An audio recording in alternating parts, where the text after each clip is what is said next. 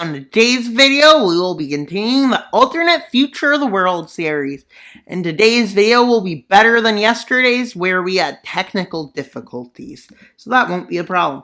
With the Americans starting their mass offensive in South America, with millions of troops pushing against a lower million, 6 million against 4 million, as they quickly storm as it becomes about 8 million to 3 million. Because troops surrendering, yeah. But they have the advantage on this front, 10 million troops to about 4 million. As they quickly move into West Africa, out of the African Union, which isn't really all of Africa, so it's weird to call it.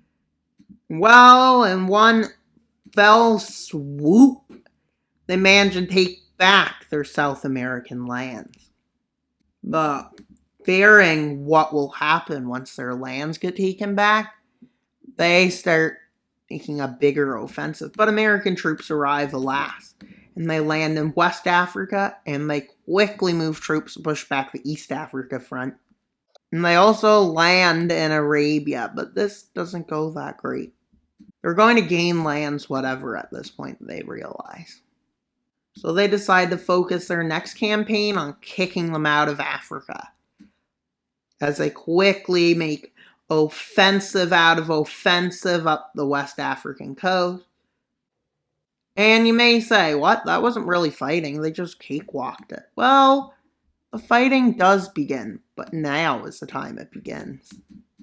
As Everai's biggest area to defend is their homeland. So, yeah, they start an offensive into Iberia, which helps the democratic European Union be reestablished, but they're quickly pushed back.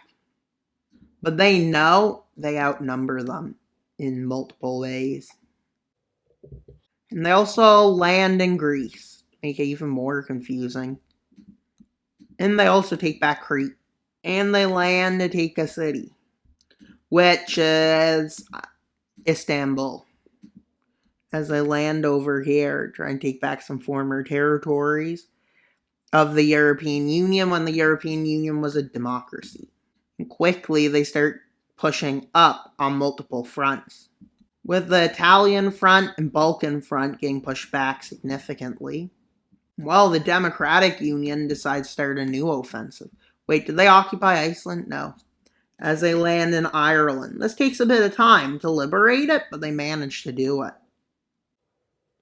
And then comes their landing in northern Britain. They almost take the full place over, but they do get kicked back in Scotland. Pretty fair. They even get pushed back into Ireland. But they quickly land in Cornwall, Wales, and other places in Scotland, and quickly the front looks like this here as they take London back, declaring the liberation of London. And in Iberia, they fully liberate Portugal. And as it's starting to get worse, the Russians stop having good counter-offensives. As they move up Italy. So they move in these areas, and they move in there. With it looking like the Roman Empire came back. And by partial victory, there's not really any land gain, per se. With the front line meeting a stalemate at this point, and they both agree to a peace treaty. A few nations such as Angola, Nigeria, the Democratic Republic of Congo, Algeria, and Morocco take their independence immediately. Some nations decide to stay in the Union, believing it's better for their future. So let's see the peace treaty being annexed, and they basically annex this. But they puppet it first, kind of like what they did to these states that they annexed. So they got a puppet of Australia, Papua New Guinea, New Zealand, and Oceania, while we got the US, the European Union, the European Federation is back to democracy, the African Union, which is split in 3, but that's a part of it. Well, Saudi Arabia is made into a neutral zone, but a few nations, such as Tanzania, South Africa, and Egypt, with Morocco, decide to join the Democratic Union. The rest decide to stay free and independent. Well, now we got democracy versus totalitarianism. Democracy is one, which is good, I guess, in one way, but also is not the best thing. With Tanzania deciding to go ahead and let a vote happen in this area of the African Union, including Somalia, Kenya, Uganda, Rwanda, and Burundi, and they vote in favor of joining them.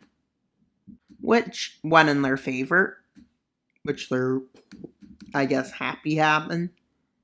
South Africa tries to do the same thing, but they fail.